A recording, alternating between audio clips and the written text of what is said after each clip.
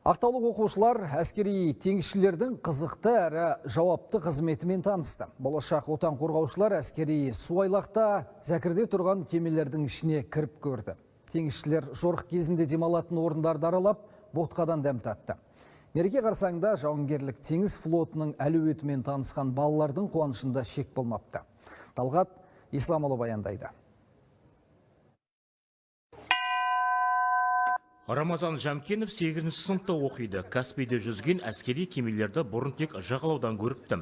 Енді сым тастармен бірге жауынгерлік корабльге мініп ашық теңізге шықты. Басқару рубкасында тұрып теңізшілерге нағыз командирші бұйрық берді. Болашақ отан қорғаушылар Қазақстан зымыранды артиллериялық кеме каюталарын аралап, қару-жарағымен танысты. Бұл жерде маған офицерлердің отыратын орны, олардың істейтін жұмысы, және де егер далада тұман бірдеңе болып кетсе, кемені залалсыздандыру үшін